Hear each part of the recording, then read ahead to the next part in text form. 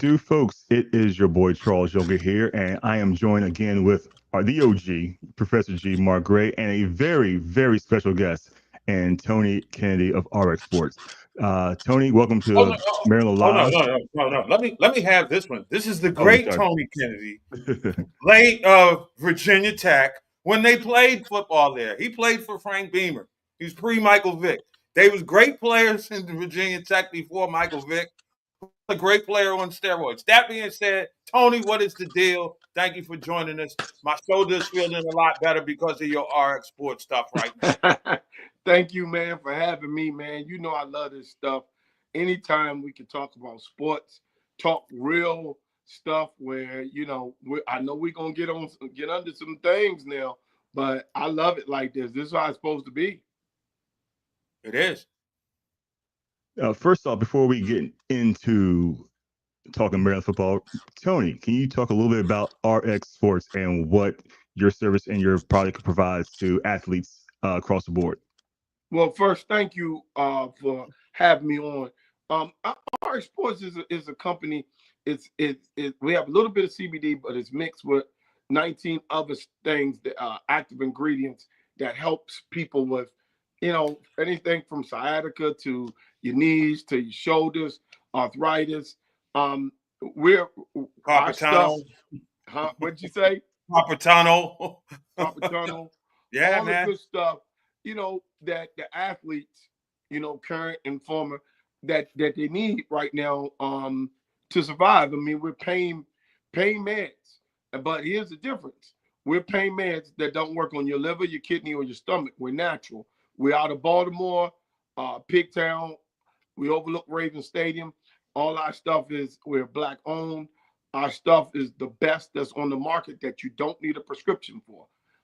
You need a prescription. Usually, if you need a prescription, it's going to start working on your liver, your kidneys, or your stomach. One of the three. Our stuff does either. So, thanks, man. And who are some of the people you're working with? You said talked a little bit earlier in the pre-show about some of the people you collaborate with. I heard you say Daryl Green of the Well, Hall of Daryl Famer. Green is one of our guys who's come on as a board member, as an advisor, because he loves the product. And to his testament, Daryl Green has been one of the cleanest dudes in sports. He doesn't take all that stuff. But when he tried our stuff and it worked on his knees, we also have, informally, I have people like Ty Law who loves our stuff, another Hall of Famer. Andre Reed, he loves our stuff. Daryl Talley, who played. I mean, I'm giving you guys some older players, but we have Brody Meadows, who's at Virginia Tech, who use our stuff now. We have University of Miami, who loves our stuff. People at Radford University, people at Elizabeth City. We have people at Morgan. We've introduced this to the black colleges first about 2.5 years ago.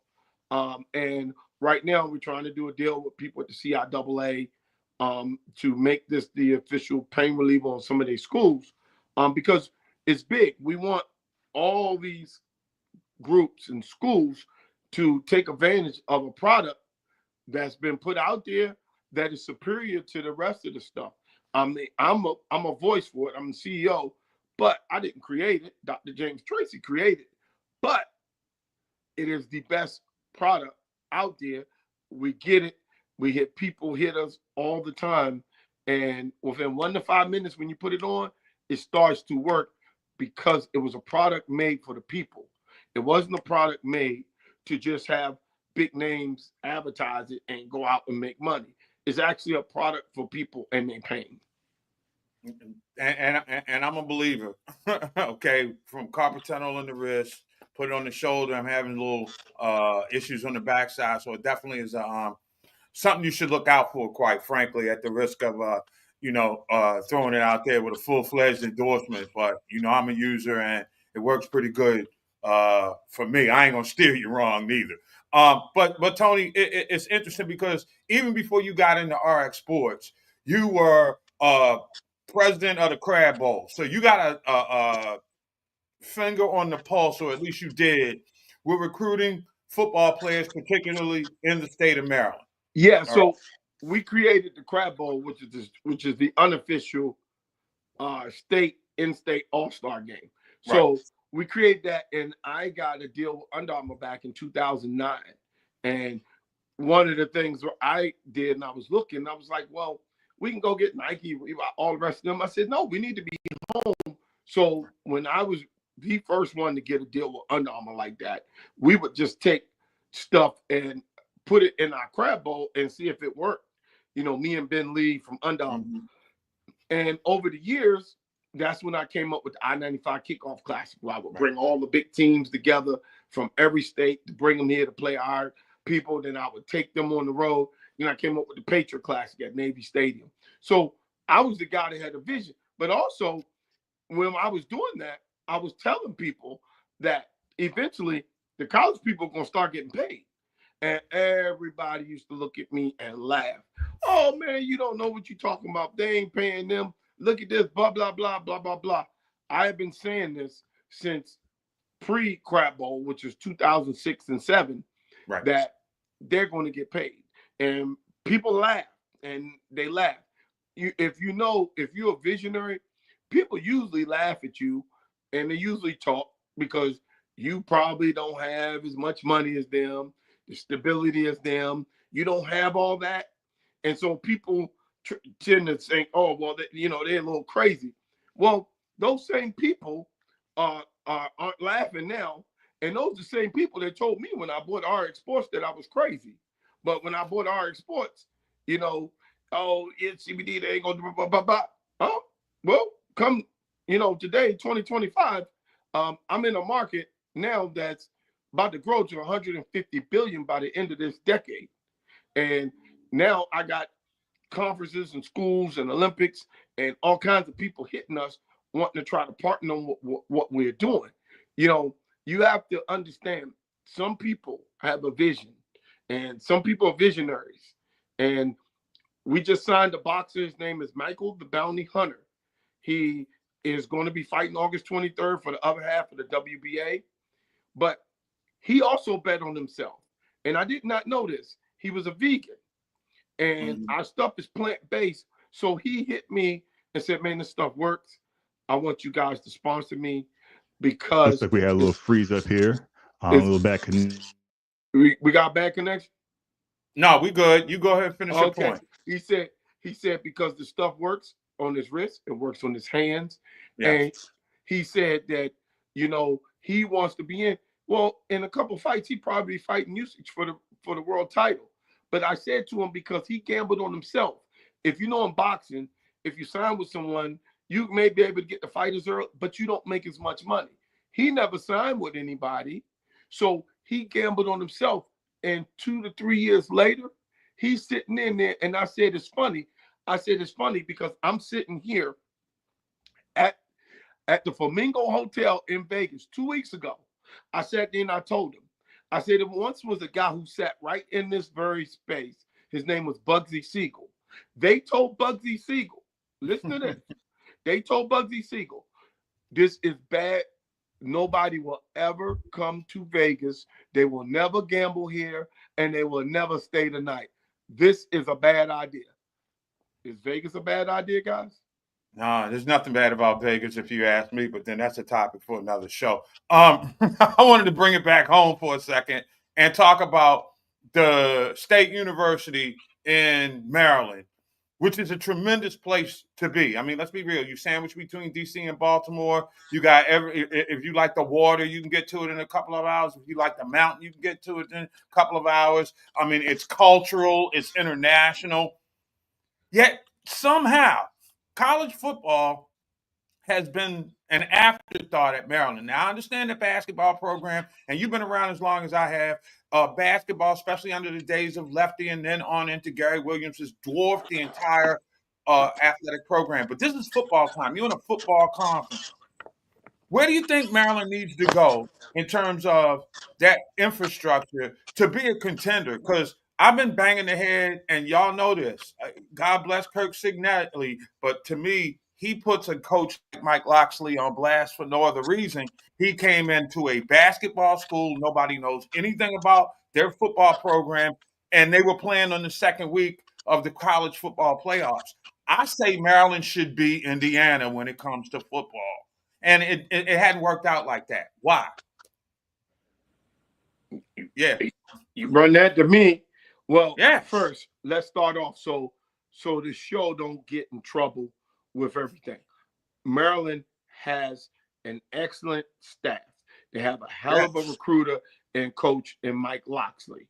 They have all the things. You just said it. They're located between Baltimore and D.C. Great suburb, one of the richest African Americans. They have all that. The problem with Maryland is those people don't we got a little see bit freeze big picture. right there. Okay, yeah. They don't see big picture. And if you're not looking at the big picture with all this stuff with the NIL, then it's going to be hard to build a program around who I think you have great coaching, and it's going to be hard. It's just hard. You are going against big dogs, and you gotta, these people gotta be all in around here to understand that football is king, and you better start treating it that way. Right. I understand we like the Ravens, we like the Redskins here, the Commanders. But you have to have a plan with your NIL that has to be solid. Because if it's not solid, you cannot compete, man. You'll be the Pittsburgh Pirates of the college football world. Wow. So with that, what is the proper infrastructure though? How does navigating in the NIL world look for a program like Maryland that had its shine in the 80s and early 90s, but really since then has been, I mean, a blip on the radar, if you will, of the college football world? The proper structure would be getting out, grabbing the kids that you're recruiting in the 9th and the 10th, 11th grade year, and tying their parents into financial things and that's going to keep that kid here. You need to start tying these families into the financial and the wealth that's around, the stuff that's going to help them outside of football when football is over. If you come to me and say, hey, well, we're working on the new thing for the Baltimore Harbor, and we got this, and that company. Well, guess what? As part of your NIL deal, you can get inside of one of these companies that's putting money into building a new harbor. You just come into Maryland. Oh, I'm not talking to nobody else because that's long term. And when you start getting stuff like that and start building around stuff like that, then that is what's going to allow you to compete. If we're just talking about money, right now we're just talking about money. When you start tying them into stuff, now you're talking about wealth.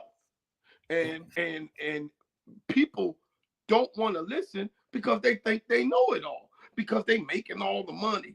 Oh, well, we don't know nothing. We just want a podcast. Well, I challenge any of you, any people, any persons out there. My number can be out there. You can find me. When it comes to this stuff, I know what the hell I'm talking about because I've seen it being done when it was done illegally. I've seen it being done legally. I know what the hell is going on. And if you don't want to listen, either you adapt or you're going to die. Now, to that point, because you and I had a conversation offline a while ago about how Maryland is a destination program for that recruit who's looking at the last minute to, play on a big stage. He may have thought he was going to a, shall we say, tier A plus school and has to settle for tier A. And let's call Maryland a tier A at that point. He shines, and then the next time somebody seems to come in this new world order of free agency in college sports and offers him a bigger check. How do you get out of that? Because as Jay-Z says, there are layers to this. And Maryland's at a layer right now where I think they have to find it, to your point, a strategic way to move beyond, for lack of a better girl, that's a girl that you date, but you go somewhere else to get married. You know what I'm saying? You just gave where we are now. I'm giving you the chess move on where you should be. Right now, you're recruiting high school kids. Well, those high school kids, you knew about them when they were in 10th grade. Yeah, we did. Put their parents on stuff right now.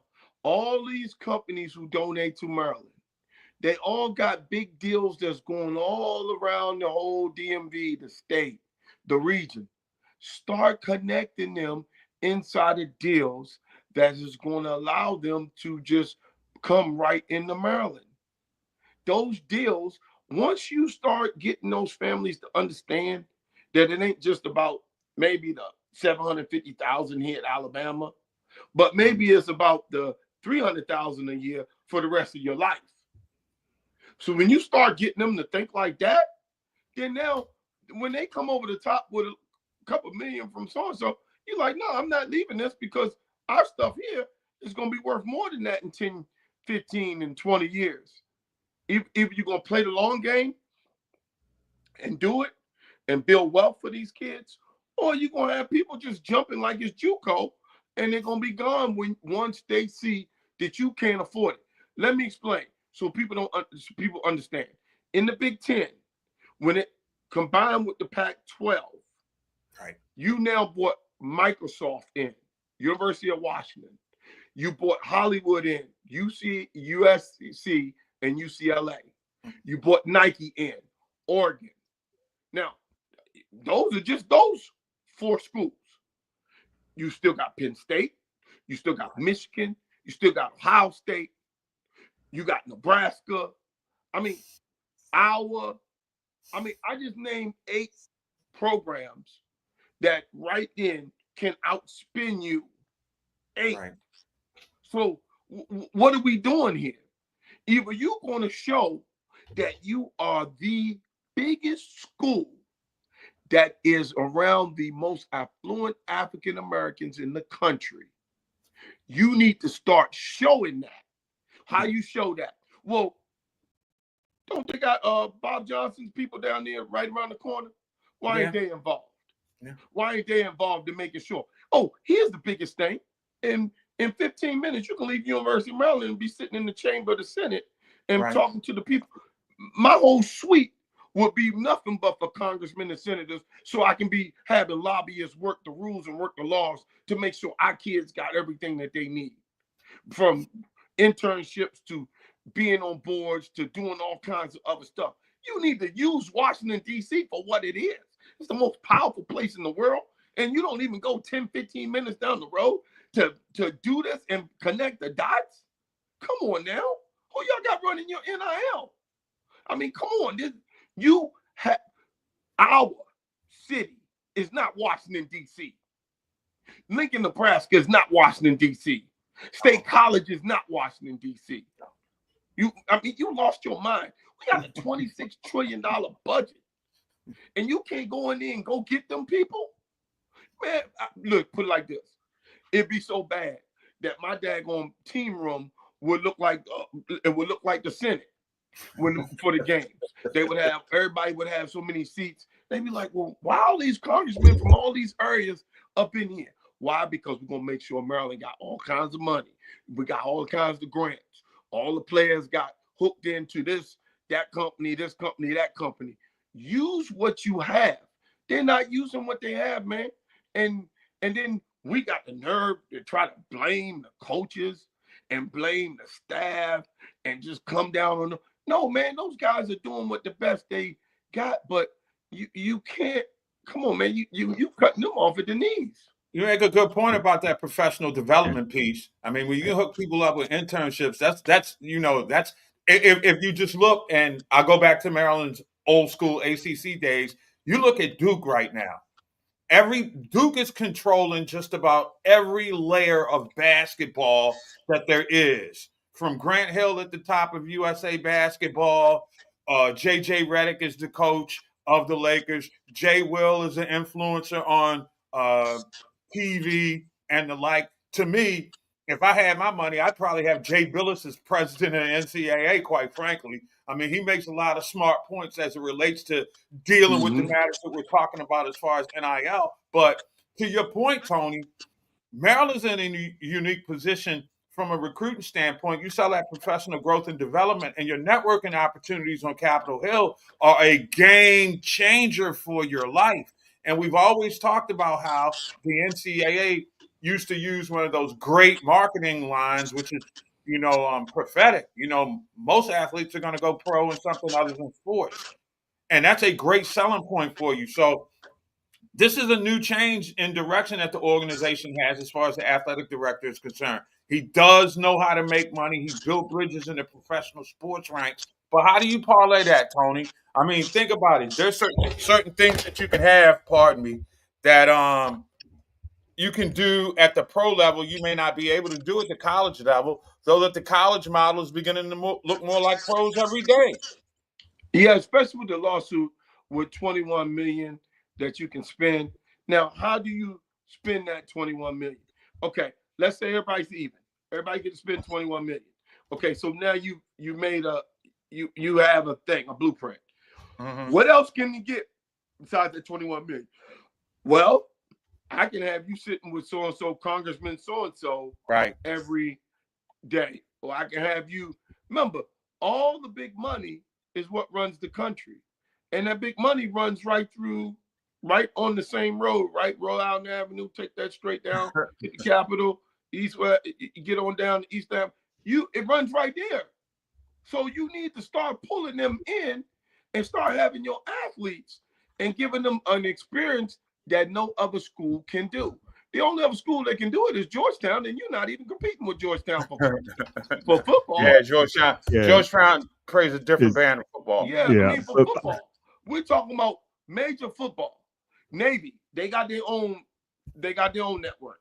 And they just happy to win 9 games a year. We're talking about big time football. Maryland has an advantage being the closest school to the capital. They have an advantage. They need to start using it. And I always say this, our area ain't no daggone Boise, Idaho. We got athletes for days coming out of no offense to our friends in Boise. Yeah. But I'll ask you one quick question about our new AD, James E. Smith. Have you heard about this guy? He's taking over as our AD at the University of Maryland. He's had history working with the Atlanta Braves. He's a professional, worked at Ohio State. So do you think someone like him who has a track record of bringing in money to other programs is going to help build that, basically get Maryland get more money when it comes to like building a team here? Who is the new AD? His name is James E. Smith. He just signed about 2 weeks ago. He's going to be he's a big money man. He worked with the Atlanta Braves. He's worked with professional soccer. He's worked in Ohio State. I mean, he's got credentials that say he knows how to do marketing deals for sure. Yeah. Okay, well, we're gonna see if he's not getting the kids in and doing kind of what plan that I'm talking about, then like I said, you're just gonna be a JUCO for the rest of the people.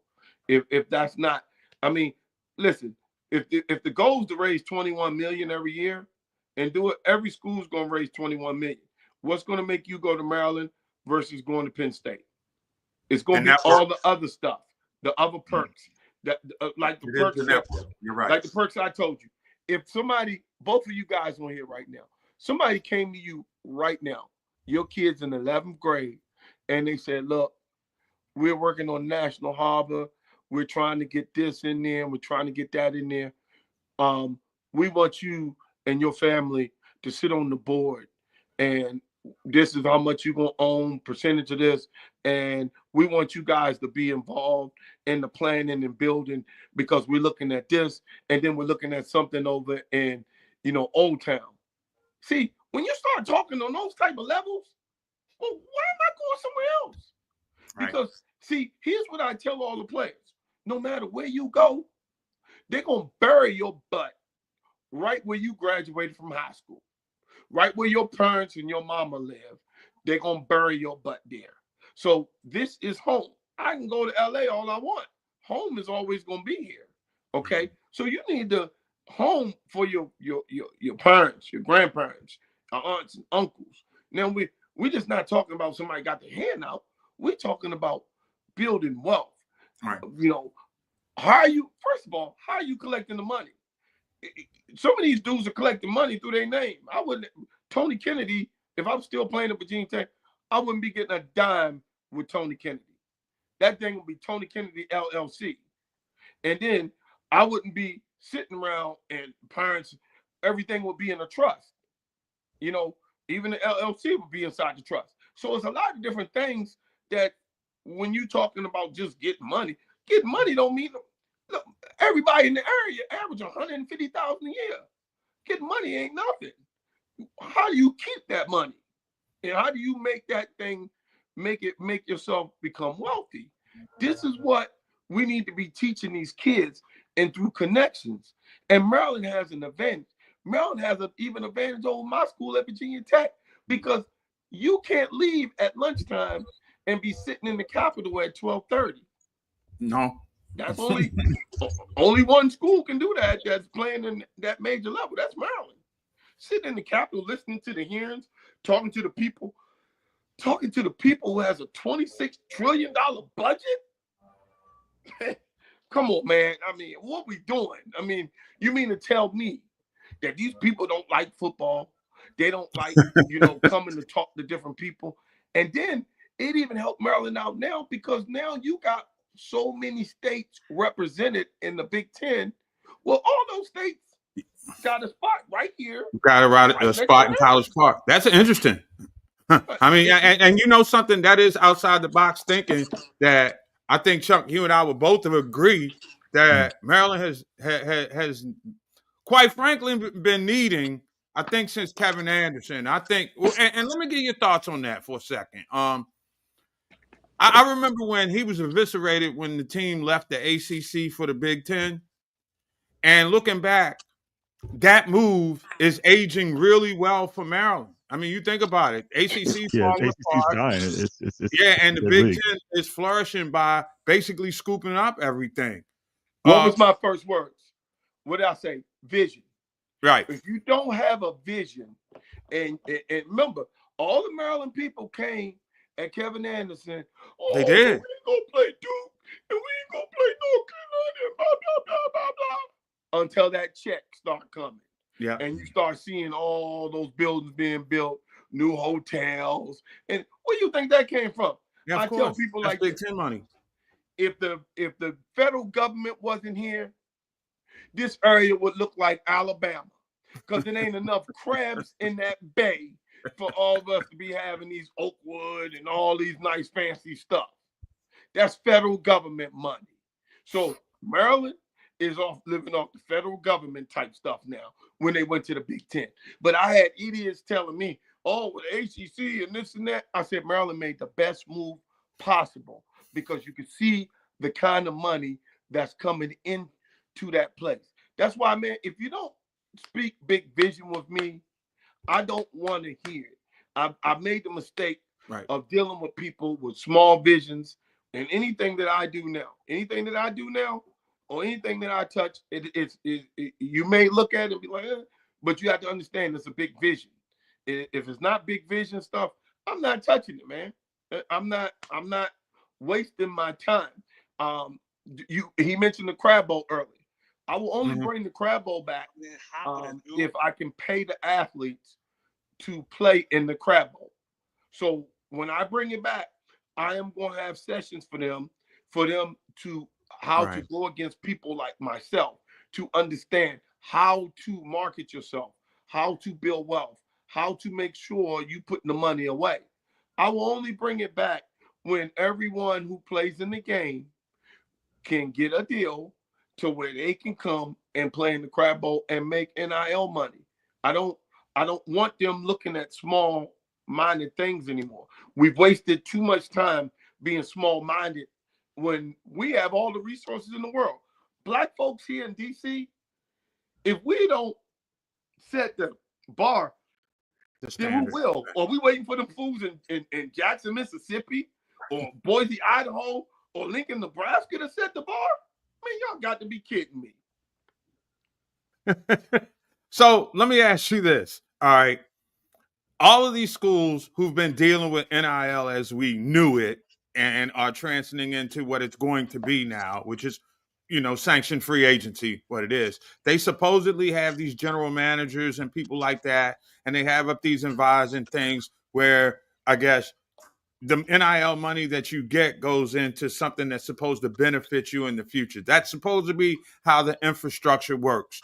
In your dealings behind the scene, is that just something that is like window dressing, which makes for a good productive soundbite, or do you think that the schools truly are genuinely committed to making sure that the kid has some kind of future financial benefit from their, I guess, experiences with NIL? Because You want to break me, it? You want to to get me, it in you should be able percentage? to come out of college and be set for the rest of your life if you play NIL right. It's 15 to 20% window dressing. You know, the rest of it is BS. They don't care about those kids. They care about the here and now and for them to keep their job. That's what they care about. They don't care that their kid ain't. I mean, because they care, they wouldn't be letting these kids sit out here buy $100,000 car. But there's no kid in there right now, unless your parents got the paper, that's buying $100,000 car. Mm. Who? I mean, come on, man.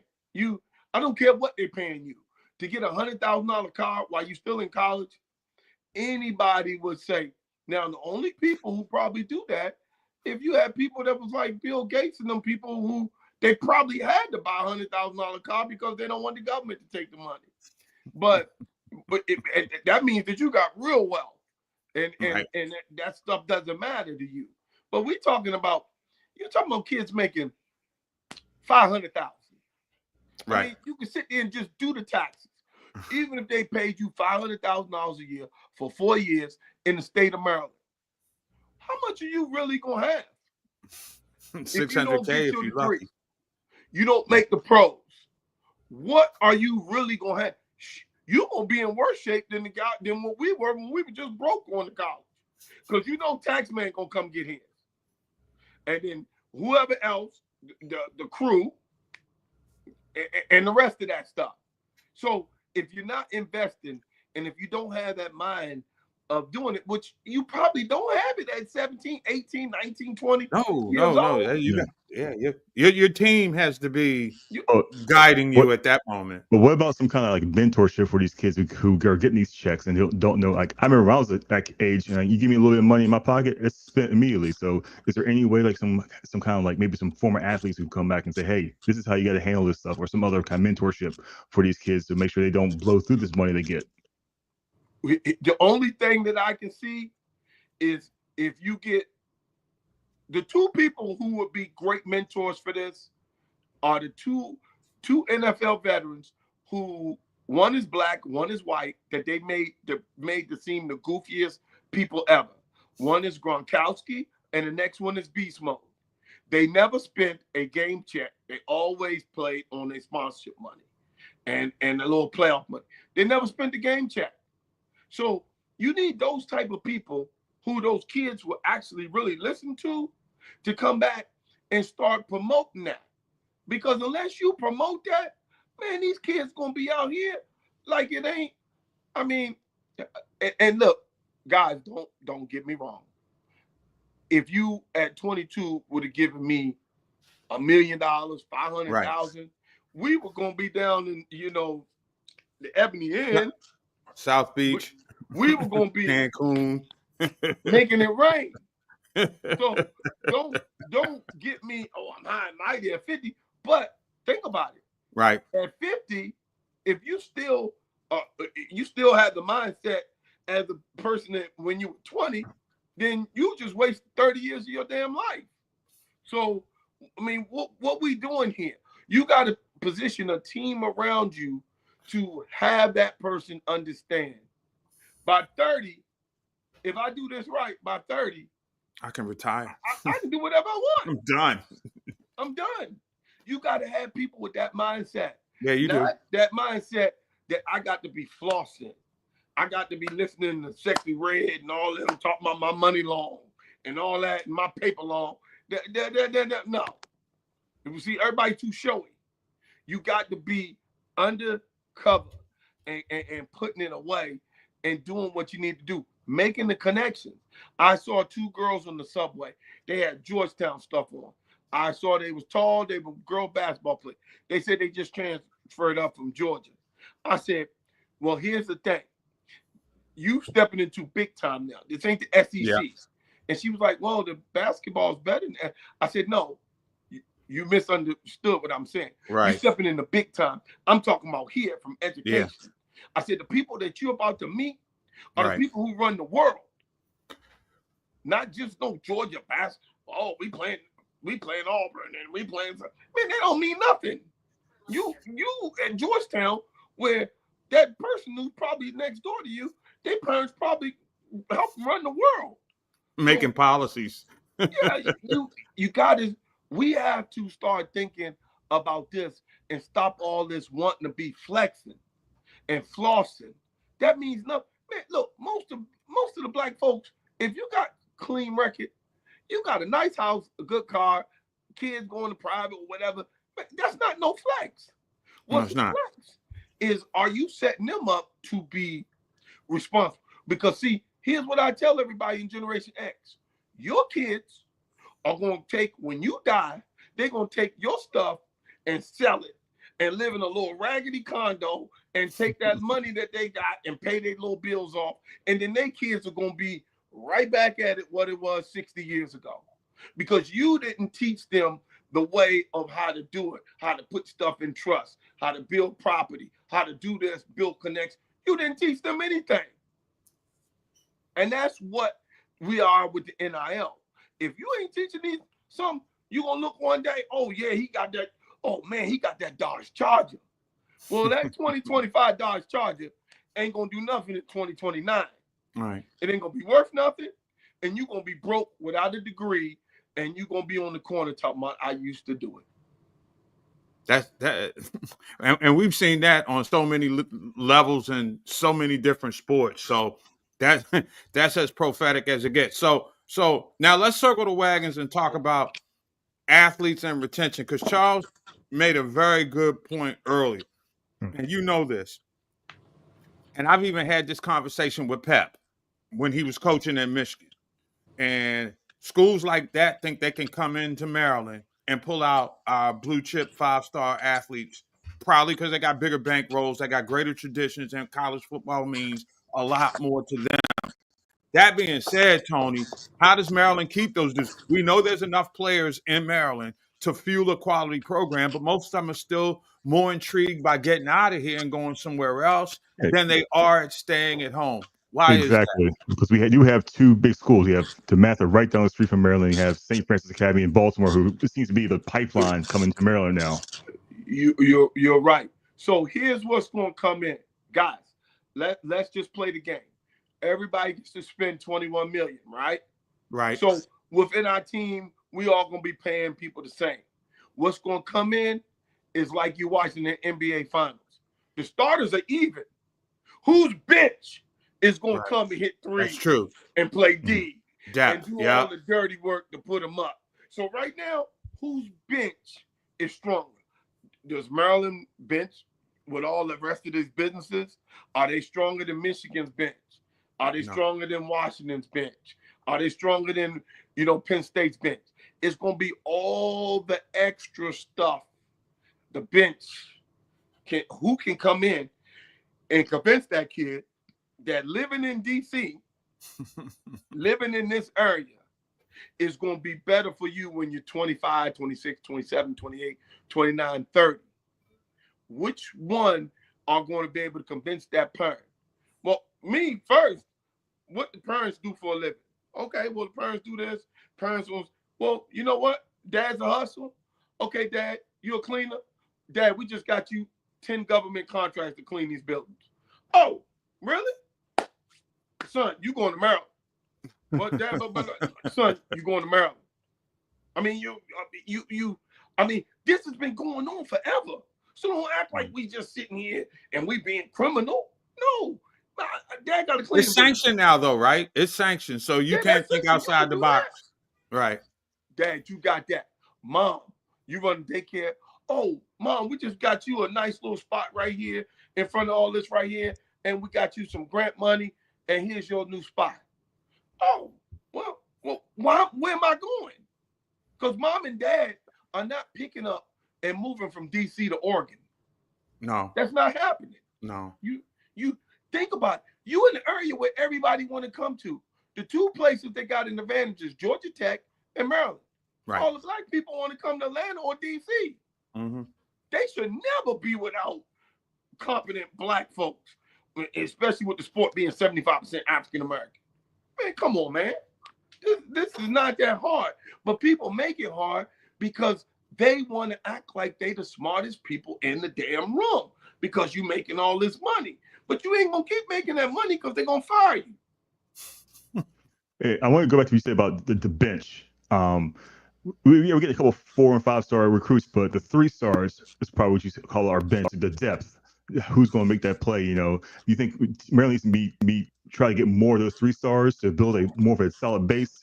Then the 4 stars and 5 stars will more likely to show up. Believe it or not, Maryland has always been putting players in the pros because they're good at developing players. Maryland's good at that. But see, what's going to happen is when you're good at developing players in this new world, once that player gets developed, guess what? That other team's bench, their people going to come and pull them and say, man, get in that transfer portal because Maryland only giving you $200,000. We can give you $500,000. You're right. When you start doing that over 5, 6, 7 players, now you've messed up your depth. You've wasted 3 years on a kid that you've been building, and it's going to end up being top heavy in the Big Ten. You watch and you see somebody got to finish last. Who's going to finish last? Who are the people who don't have when I say bench, who don't have the people to coming in to give the money and the opportunity to the parents. The parents control the kids. You need to do your homework and find out what businesses they in, what are they doing, and how can you help them long term.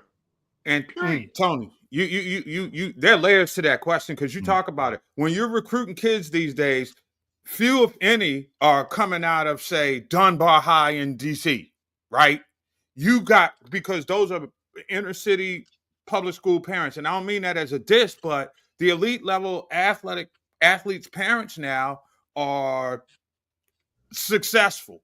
Extremely successful because you got to get them in the IMG. You got to have them on travel teams and all that kind of stuff. So my question is there a role model to find those kids who are in those inner city schools and give them a shot? And if so, can you sustain or have a program these days without getting those kids who've basically been groomed? And Maryland had done a lot when I was coming up, when you were coming up and playing, and they were getting kids that were like, diamonds under rocks, and they were building. That's how Boomer and all of them came together, and then when Friedgen we made got it in basketball with Curtis Malone and all them. All you got to do is make sure their stuff is financed. All those kids would be coming straight to Maryland because, listen, guys, in the end, when you go off to college, it's tough on you because you really don't want to be away from your parents, okay? Right. In the end, if you can make this transition easy and make it to where they are here and they own their area, everybody wants to own their area. No, really, people don't really want to go away to school, man. They really, really want to stay home. I mean, let's be honest. You need to learn how to start playing on that emotion of staying home and making sure that their parents are being well taken care of as far as from everything financially to, I mean, emotionally. It shouldn't be this hard. That's an interesting point that you make. It shouldn't be that hard, but I'm just wondering, do kids really want to stay home these days? I mean, and this area, certainly as far as basketball is concerned, it's almost impossible to keep your studs at home right now. I think Kevin Willard seemed to have that sort of on lock, but now he's gone. I'm just wondering, do you think that most kids these days, because Maryland's 5-star athletes have been leaving here for a long time and doing it big. I think about Joe Hayden as the classic example, but you can also talk about the Vernon Davis who played in DC. So I'm just wondering, do we still have a group of kids that are infatuated by playing at the State University in Maryland? Yeah, you do. Again, I hark back to they want to stay home because mom and dad has told them, no, we got our businesses here, we got our money here, we started our foundation here, and we need you here at home because we need you every Tuesday going to talk to the kids here, every Wednesday going to talk to the kids there, not just showing up. I mean, here, let me give you what it is. Players go away, and all of a sudden, you hear about their foundation one time a year when they want to come home for a camp, and they come up and they come out the car and all the little thing around them, and then so and so got a camp.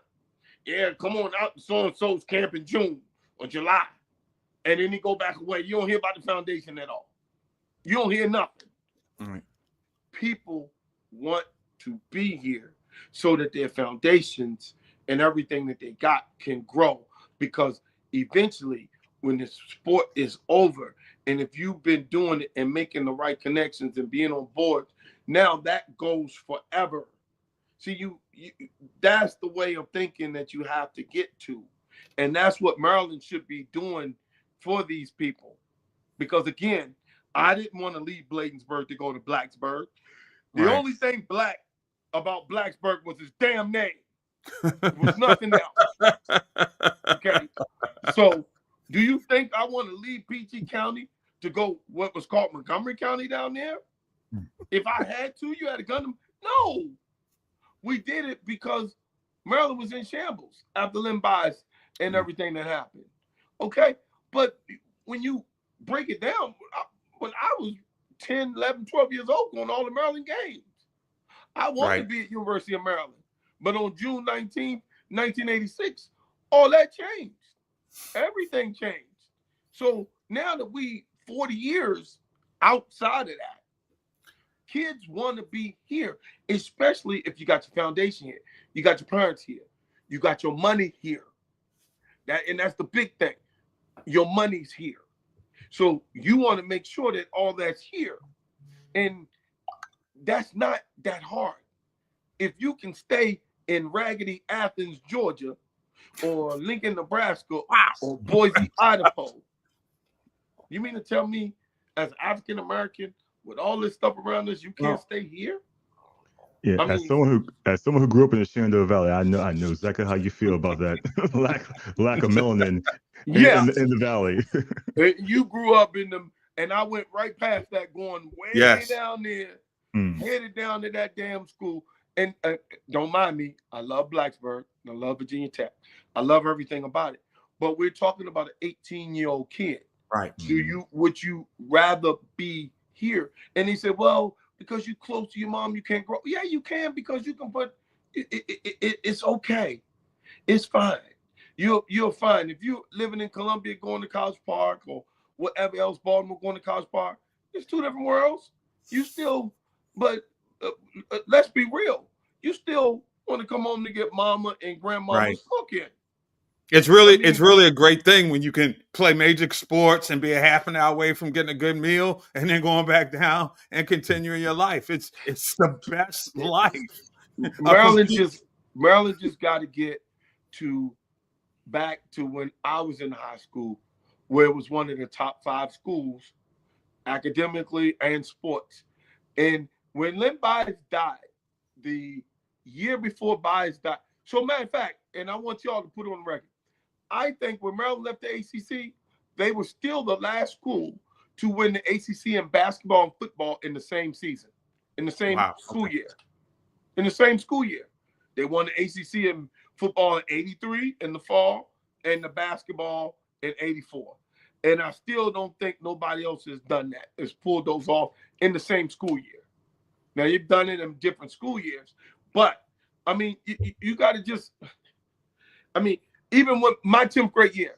So when Lynn Bias came his senior year, when the year started, September of '85, Maryland kicked off against Penn State as #1 team in the country in some of the polls.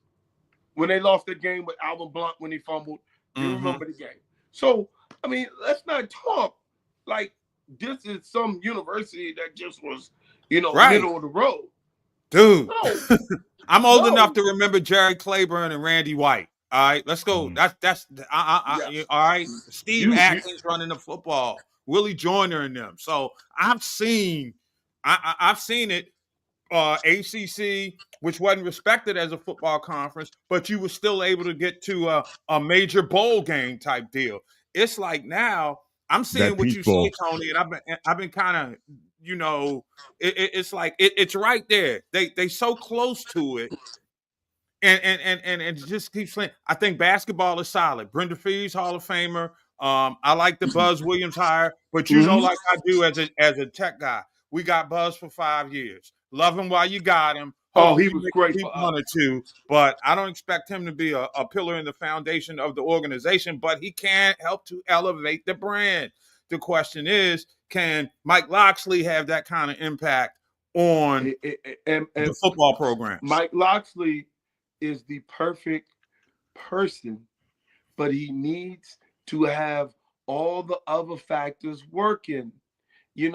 Mike Loxley is the point guard. He's the Halliburton. As he calls the team go. But y'all got to follow his lead. When he's off, y'all need to be hitting shots. You know what I mean? Because he assistant, he doing all that he can do. Listen, man, that criticism that be coming on Mike Loxley is unfair because he doesn't have all the stuff. And how do I know this? Because I had the same thing when we had Frank Beamer. What people don't understand is that we were independent.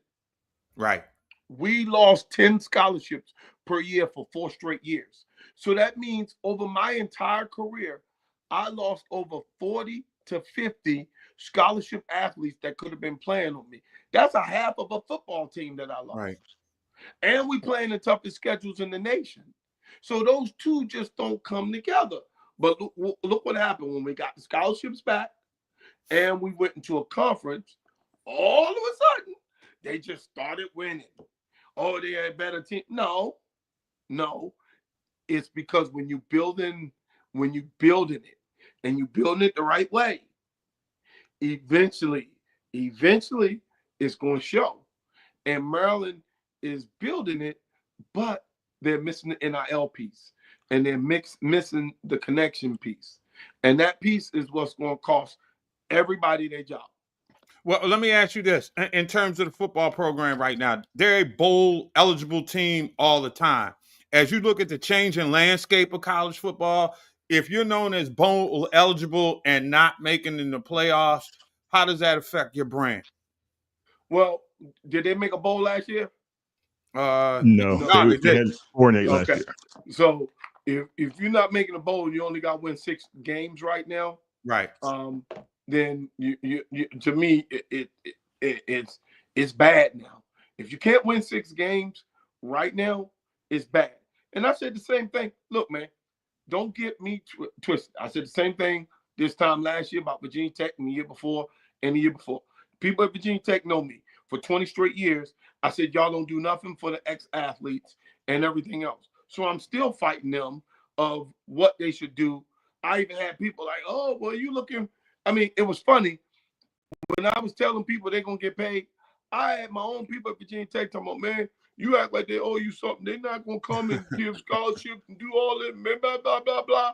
And now I can't even get them to come on my page. Because you know what? I'm going to be like, I'm going to look at them and say, I told y'all so. I asked them, I said, what do y'all do for a living? Everybody had all these kinds of jobs. And I told them, this is what I do for a living. So I know what the parents and the trend and the administrators and just looking at different stuff and reading business and just understanding, do I know it all? No. But guess what? I can go and call somebody and find out what you need to know when it comes to this recruiting stuff and understand. Now, on the business side, because I have a great mentor, Mr. Larry Black, right now on business, it's the reason why My business started as here, and we're worth here is because I start to understand and listen to people who are professionals at what they do. And my business guy told me in 23, he said, these teams are not going to be bought by just one person anymore. He said hedge funds are going to start buying these teams. I was like, well, what is he talking about? 2 months later, the Orioles were bought by a hedge fund. Right. And How then about you that? see all the rest of this stuff.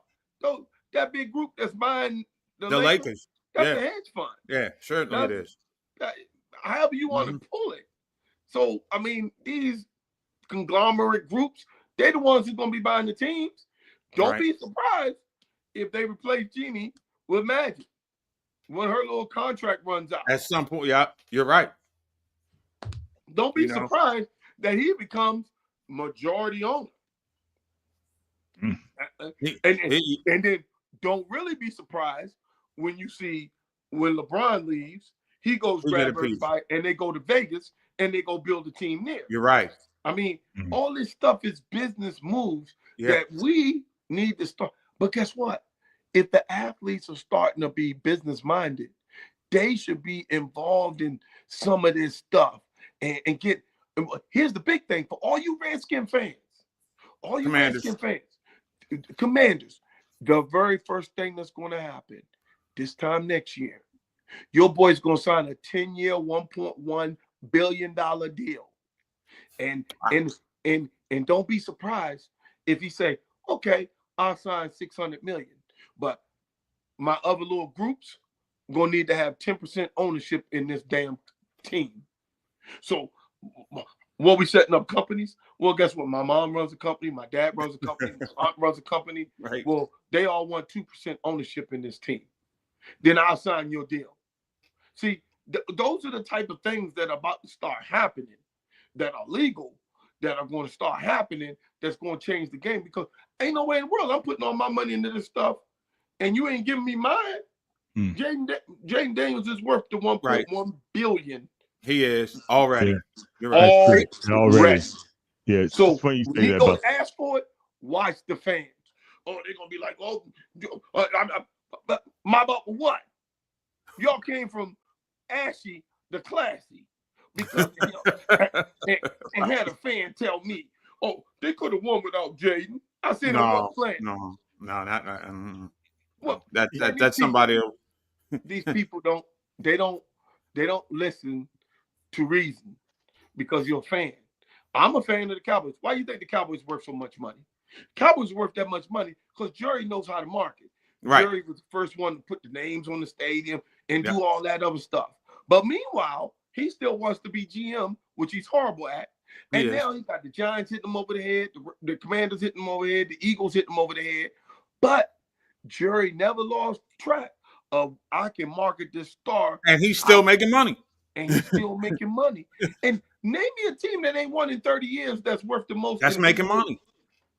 That can practice out in California when they play in Dallas in the summer. So yeah, I get the branding of it for sure. And to me, Tony, before we let you go, I would tend to believe that once LeBron leaves basketball, Rich Paul becomes a bigger factor, not only in the pros, but with this NIL thing. How big will those guys, when you get those kids who know how to set up marketing opportunities? Because I think your girl Flo J. Johnson with LSU is benefiting from a relationship of something like that. And so too is, I think, Angel Reese.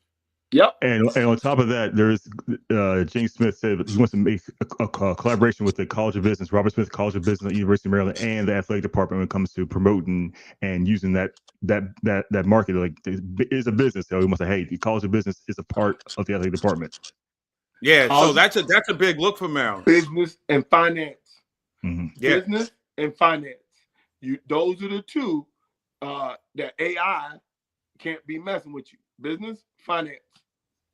That's a progressive move on that part, man. I think, Tony, you hit the nail on the head, and I think that's what Mr. Smith, and I'm looking forward to talking to him on our program sometime real soon, when he brings that marketing acumen. And that was one of the things that stood out to me about that press conference, was the fact that he mentioned that I think he might even be teaching a class over there. When your AD comes in and wants to be a part of the faculty or something like that, or have an influence on the academic product, That's a huge look to the point that you're talking about, Tony. I think that we figured something out for them free of charge.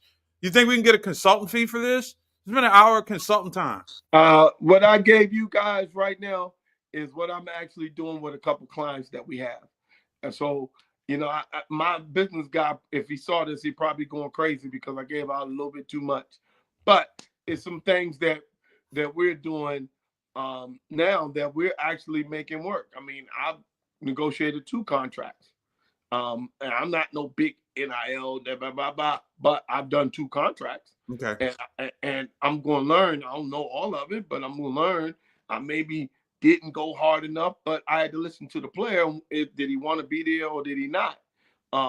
But it's just a different world. And I will leave you with this: adapt or die. Hey, no truer words have been spoken, especially these days. The incomparable Tony Kennedy, boys and girls, dropping knowledge like it's hot for the first time here on Maryland Terrapins Live. Thank you very much. See you guys, tips. Man. Yo, your tips are at the door. Thank you, Tony. Appreciate you, my brother. Thank you very much. We'll do it again. Thank you, brothers. All right. Peace. Hey, talk about dropping knowledge, Chuck. Yo, I was just sat here and listening. I was like, hey, you roll with this because that was church right there. I was just in the congregation and listening to the word. But it's interesting how he brought that whole part up about the collaboration with families and business and creating a broader model, a life skills scenario. It's all about the messaging. We've seen how messaging and marketing works on a number of different places, much to the demise in certain levels of, our nation as we speak. But the bottom line is you got to present that as an option and give people a big picture. And, self-fulfillment and financial stability goes a long way towards making people happy. And if you can integrate success as a student athlete as a part of the life process, I think you have a worldly grounded, productive citizen for the rest of their lives. And that's what the college experience is supposed to be all about. And it falls back onto that theme the NCAA has been pushing for years. Athletes are going to go pro in something other than sports. And when you leave them, and the network piece, you know how it is. The Maryland network is deep. The Big Ten's network is deep. So it's a wonderful the Big 18, or you want to call it? It's what? The Big 18 now. Yeah, that's a lot of schools, and looking to expand. Yeah, add 2 more. But we got to figure out. But at the end of the day, in the words of Rod Tidwell, at the end of the day, it's going to be show me the money. Show me the money. Show me. But that was great. Food for thought with how Maryland used to attack this football program and all the sports in general. All the sports in general. They have I wish we could ask them a little bit more about how. I guess he didn't know too much about James Smith, but how the fact that the other sports can help when it comes to bringing in more money to the athletic department as well. Well, we got a few friends that we know that we bring into the program who are insiders, if you will, both as journalists and people who played inside the program. So you definitely want to stick with us because, we're going to keep it real. We understand the potential that the overall athletic department has, and we've seen success in a multitude of sports, but the signature sport in intercollegiate athletics is definitely college football. I mean, and you have to be relevant and you have to be playing meaningful games deep into November and hopefully deeper into December to validate yourself as a program and really give you a institutional presence. Because most of the things that we knew about growing up about colleges were teams that we saw that played on Saturday afternoons and we might get a highlight or two. New World Order, you got to be in the face of an audience. And you also have to be successful in that phase. And I think that's where the program has to get to, certainly with its signature program in football. And if that happens, it changes the whole world for the campus, bro. Yeah. And there's no reason why Maryland can't get in front of eyes, because with the current market of sports, everything's streaming. You can People don't sit down. Now people don't always sit down in front of the TV and watch a full 3.5 hour game. They'll catch snippets on their phone. They'll catch highlights. And the Big Ten has that network where it's like, hey, we will get our product in front of you any way possible. So Mm-hmm. Maryland has the backing of the Big Ten network when it comes to getting their content across the board and playing big schools like you're going out to California to play Right. against both UCLA and USC, going up to the Pacific Northwest against Oregon and Washington, who all have Right. competed for national championships in the past decade. Still with the core of the Big Ten. Ohio State. He said Ohio State, Penn State, Michigan State, the original core of the Big Ten. That's a market. That's like what Chicago market. That Right. Chicago, that Midwest, the third biggest market in Hey, America. look, and then you get Rutgers. That brings you New York. market, New York, Right. New So Jersey. you got Yeah. New York, Chicago with Northwestern. Yes. Okay, let's be clear Yes. about that. So you got the top 3 markets represented in your conference. You have to win the games that you're Mm-hmm. supposed to, number one, and get a couple of big pelts in the conference in order to validate your credibility. But then again, you could be dominant in basketball, and football just makes so much money, man. You want to see the team at least playing to the second round of the tournament every year. And I think we can go ahead and refer to it as a tournament. I think they're going to expand it this year too. So it'll be interesting to see how many more teams get chances to run. And to me, more teams makes it more exciting down the stretch. And it's just a wonder, can those kids handle 20 games? You know what I'm saying? Those seniors who are coming out and then going into the NFL, that's going to be an interesting thing to watch, to see how they recover and get back at it quickly after those extended long seasons. I'll be looking for that to see how the Ohio State players fare after a long season as seniors where you win a national championship, and how healthy you'll be able to stay after playing those extra games. So it'll be interesting to see that dynamic. But all things considered, Maryland got a long climb to get to that level where we're worrying about those things. But the infrastructure is in place. And with some creative marketing relationships, it'll be interesting to see, if we have this conversation this time next year, how much farther along the program is in terms of championship visibility and the impression that it's making on student athletes to be more than just a pitch stop, but a destination. So if there is such a thing as playing 4 years, they may stick around and do something great. Well, if the FCS can run a 2014 playoff and it's successful. I mean, you can see, like, so we had Signati from Indiana, who came from James Madison, who's ran that gauntlet of when you're. It will put more emphasis on winning your conference and getting that bye. Rest of your players, kind of like how the NFL does. You want that. You want that first round bye. So maybe cut 1 or 2 games out of the regular season and expand to the playoffs to that 2014. I don't know if it's going to happen because that's money. They want Yeah, I more. was going to say, you got to. Yeah, we're gonna have to find. But playoff money is different than regular season money. So and it will keep more fans engaged, more teams engaged. The fact that, hey, we got to win at least 9 games to get a shot. Again, like giving them that 1 shot. All right, let's go ahead and anger some people and ask the fans to chime in. Are you more down, with the conference football playoffs?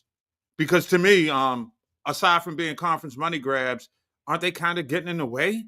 If you start talk about dropping games, are they making that much money for the conferences that you can't offset it by having more payouts for the schools through the conferences? When you make more money by having, like, I don't know, playing games, if you will, because that's what these conference championship games are, man. Conference should not be defined by 1 game. I say it's got to be the body of the work of the season, right? That's football. This ain't basketball. But is the revenue stream, those tethering yourself financially to a concept like that I think it's outlived its usefulness, quite frankly. Yeah, I want to break it down for you how FCS does it. They do a selection show at the end of the season. Yeah. Then they have the first round, which is that first weekend, usually around end of November. Second round, first week of December. Quarterfinals, second week of December, and then they have the semifinals the third week of December, and the finals that first Monday or the first weekend of January. So it's doable because, and you still have that natural January 1st, could be like the semifinals, and then have the national championship game the following week. So it's doable. You have your automatic. It's kind of like the basketball tournament does. You have your automatic bids. You win your conference, you have a shot, and you have your at larges. Yeah, but I think my question with that is, how do you define winning your conference right now? Is it about your regular season body of work? Can you go to the conference championship game, say 10-0, and then lose and sort of be on the outside looking in? I mean, I'm interested But to that's see how that those would be scenario will work. But I'm your at large berths. Your at large berths. Your say you won the conference regular season, but you lost the championship game. that's Excuse at me. large. That's your at large. So, for example, like usually it'll probably be the Big Ten and the SEC will be the two teams who had the most at larges because they've probably had the most depth. So you have, for example, we had Ohio State. But they won the conference last year, or no, it was Michigan. No, they won the conference, so they would be the guaranteed one seed. And then we had like Alabama and Georgia, who are like the 1 and 2. But you also, it depends on your strength of schedule. It's unfortunately it's going to get into the point where you have like RPI and strength of schedule and a bunch of nerds Oh getting too yeah, much in the calculator, which quad 4 wins and all that kind yeah, of stuff. yeah. I mean, But really, I mean, but at the end of the day, win your games. It won't matter. Just win your games, and it won't matter. You don't need a I mean, calculator to determine who makes the tournament. and remember, it's a private entity now. The NCAA we can blame for many things, but we won't blame the NCAA for the governance of the college football playoffs. It's exciting, but you just want there to be a certain amount of fairness. And again, do we need the conference championship games? That's my whole thing. Now, in terms of revenue generation for places like Charlotte and Indianapolis and, places that host those games, SEC championship game in Atlanta, that's a big money draw. But do we need them other than just for the money? I mean, really, when you talk about competitive integrity, I'm just wondering, are these conference championship money games being money grabs, are they chipping away somewhat at the integrity of the whole national championship process? I think that's a fair it's always a question. money grab. I mean, it's always a money grab, no matter what the process is. But like I said, if you at the end of the day, you just win your games. Just win your games. Yeah, win your game. Like Al Davis said it best: just win, baby. You just win, baby. Yeah. Just win, All right, baby. Mark. That's it.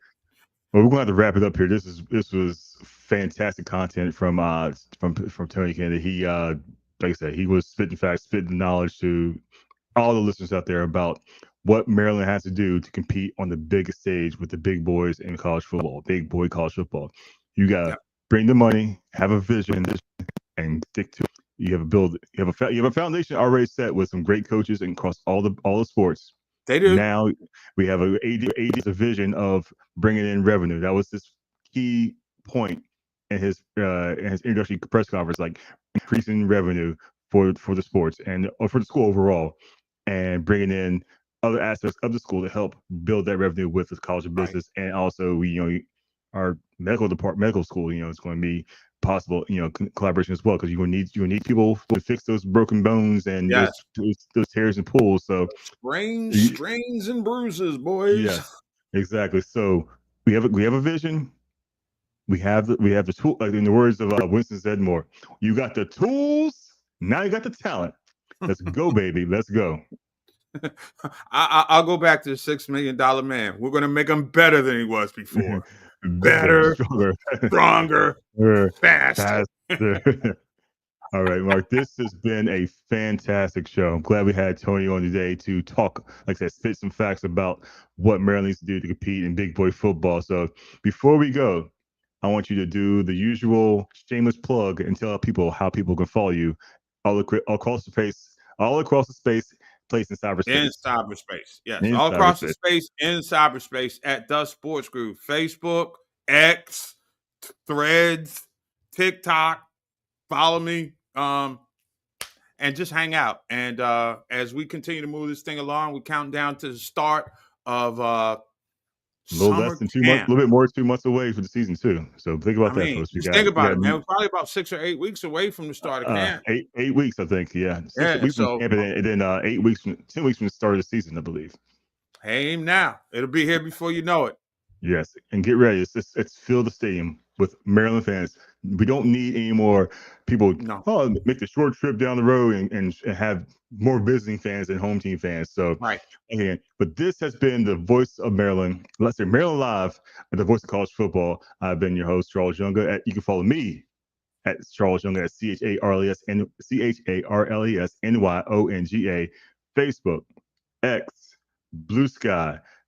What's the other one? TikTok, Snap, Threads, IG, and MySpace. I'm bringing MySpace back. That's right. You're bringing MySpace back. On I'm that, bringing my MySpace friends, back. It's been a great show, Mark. know when to say when. We will catch you next week, guys. Take care, guys. Deuces, everybody. Have a good one, folks.